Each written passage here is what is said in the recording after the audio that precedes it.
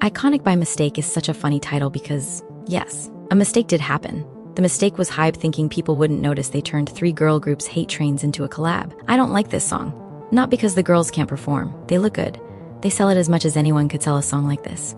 I don't like it because the whole thing feels like a company meeting pretending to be a clapback. People argue about you. Let's make that the concept. That's not empowering to me. That's lazy and kind of nasty.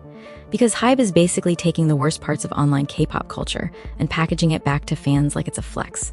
The song is called Iconic by Mistake, and the message is basically you made us famous by talking about us.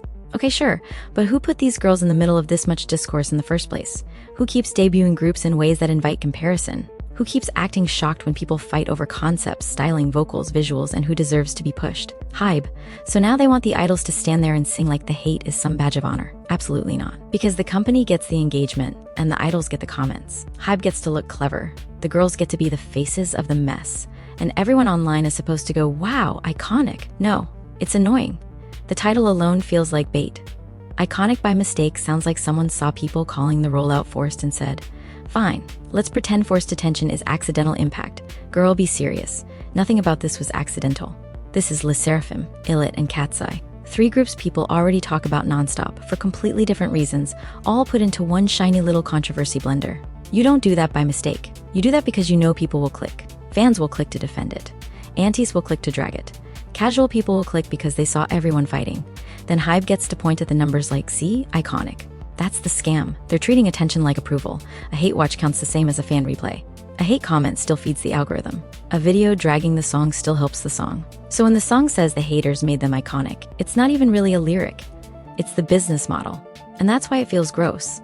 Because the girls are not really clapping back. They're being used to sanitize the backlash. The company takes the criticism, polishes it, gives it a beat, puts the idols in expensive outfits, and suddenly the whole thing is supposed to feel powerful. I don't buy it. A real clapback should feel like it came from the person who was actually hit. This feels like it came from a branding team. And the worst part is, the song isn't even sharp enough to justify all this noise. If you're going to make an anti-hater anthem, it needs bite. This has the energy of a caption under a sponsored post. That's my problem with K-pop right now. Companies keep trying to declare impact before the public has had time to decide anything. Everything is legendary on arrival. Everything is iconic. Everything is a cultural reset. Meanwhile, half the conversation is just people arguing because the rollout was designed to make them argue. And then the company uses the argument as proof. HYBE knows exactly what people say about these groups. They know SSERAFIM has been dragged over live vocals. They know ILLIT has been stuck in comparison discourse since debut. They know KATSEYE has people debating what lane they're even in. So putting them all together and making the song about being hated was not some cute coincidence. It was calculated. And I'm tired of calculated songs pretending they're brave. Because now the idols have to sing the company's little haters made us famous thesis, while the same company keeps benefiting from the drama. People can call it camp if they want. I think it's corny. And I think it's worse because the girls are talented enough for a better collab. They didn't need a title begging people to argue. They didn't need HYBE turning their most annoying fandom conversations into a group project. The company could have given them a genuinely fun crossover moment. Instead, they gave them a rage bait anthem and acted like it was feminism because the girls looked confident while singing it. Confidence is not the issue. The issue is who benefits. When people drag this song, HYBE benefits. When people defend this song, HYBE benefits. When people debate whether the hate made them famous, HYBE benefits. The idols still have to absorb the public reaction. That's the part fans don't want to admit. A company can be strategic and still be wrong for the way they use their artists. And HYBE is wrong for this. Because Iconic by Mistake doesn't make me think the girls are untouchable. It makes me think the company has gotten way too comfortable using backlash as fuel. At some point, you're not defending your idols anymore. You're monetizing the fact that people won't leave them alone. And yeah, the song will get views. But views don't make the concept good.